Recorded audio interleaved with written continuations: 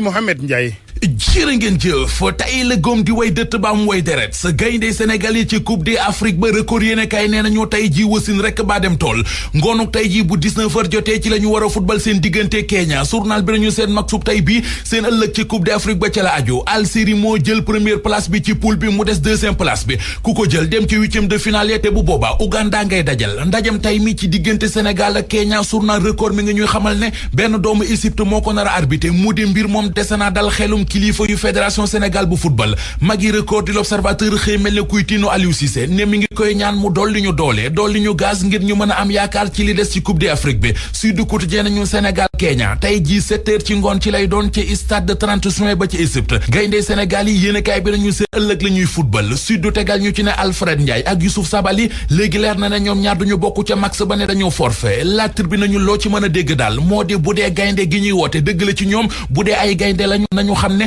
waxtu xiiru jot na source waa ne ko bu ñu xiiruwul xam ñaar rek a mën a am benn moo di gañe Kenya ngir mën a des ca coupe d'Afrique ba wala seetaan waneeg yaafus ba Kenya dóor leen ñu dellu siwaat fii ci réew mi dellu ca ceebu jën ya Sénégal Kenya la Sénégal dañu fàttali ci xëtamu njëkk ne mooy max bi mujj ci poule bi tey jii ci ngoon lay doon bu 19h jotee waaye gaynde yi lu nekk mënees na leen ko nangul ba mu des défaite anki dina kay nañu bu ñu bëggee sigi génn ci guuta gi ñu nekk il faut que maxub tey bi dañu koy gagné entraîneur ba équipe nationale bu football di Aliou Cissé mi ngi dalal xel yi ci xët mu njëkk anki dina kay ne mi ngi fay wax naan tey la ñu gën a booloo tey la ñu gën a taxaw les éco nañu moo taxit moom Aliou Cissé taxaw na temm ci support ñi ab équipe am remaniement biir ak biti la Aliou Cissé nar ci 11 de départ am bi moo waral Lamine Gassama ak Saliou Ciss ak Pape Abdou Cissé bu ñu moytuwul partant la ñuy dem ci max bi Mbaye Niang yéenekaay bi dañu na gëm yàlla te dem fompi banc de touche ba te xam na fa la jëm lu jëm ci équipe nationale bu football bu Sénégal ca coupe d'Afrique ba soleil national mi ngi ñuy wax ne ba ñu cay dem ay favori la ñu woon tey ñu nekk ci sursis le quotidien nañu xeex bi sax dafa tàmbali ci diggante ñaari entraîneurs yi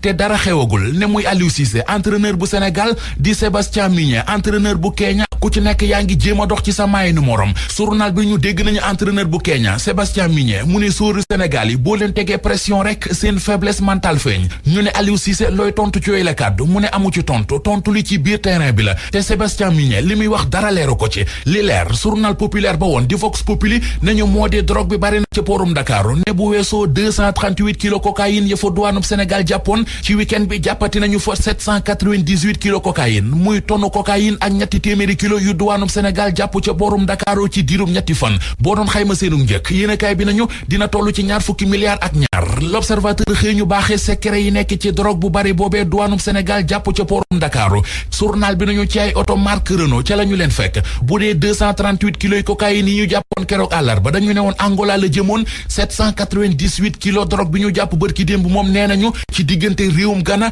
ak réewum Allemagne fa la jëmoon l'observateur nañu ci jamono ji ñuy wax ak yéen am na fukki doomi Sénégal ak juróom yu ñu ci tegagum loxo ngir wàllu enquête bi wooteeb téléphone bi may douanub Sénégal ñu mën a dox ba teg loxo ci drogue boobee yéenekaay bi mi ngi ñuy wax ana fan la jógee bu ñu lijjantee coow loolee ba noppi am na leneen coow lu taxaw la Sénégal nañu moo di transporteurs yi Sénégal yi daw diggante Ndakaaru ak Gambie nee nañu am nañu lu leen metti lool ñoo ngi dund jafe-jafe yu dul jeex te Gambiens yi ñoo leen ko teg kuréel gi leen jaboote di association nationale des commerçants et transporteurs du Sénégal Daouda Tine jiite ko ñoo doon conférence de presse keroog fa la ñu waxee mbooleem cuunaaki jafe-jafe ko naqar wu ñuy dund ñoog seeni camion ca réewum Gambie laas nañu ñoom transporteurs yi ñoo ngi sàkku ci ñaari njiit réew yi mu di président Adama Barrow ak président Macky Sall ñu àddu ci balaa mbir mi di ëppi loxo direct info xëy na mbir mu nar a ëppi loxo ubbil yéenekaay bi journal bi nee nañu nawet baa ngi nuyoo bët se bi na waaye baykat yi réew meek opérateur privé yi ku ci toog ci nen jamono ji du tocc ndaxuk jaaxle benn moo di jiwu week engrais bi seer na ba kenn mënu koo laal enveloppe bi ñu doon baaxe opérateur privé yi tolloon ci 27 milliards wàññi nañu ko ba ci 17 milliards yéenekaay bi gis ne situation bi bu ñu ci waxul jël ci ay matuwaay du jur jàmm ci koom-koomu réew mi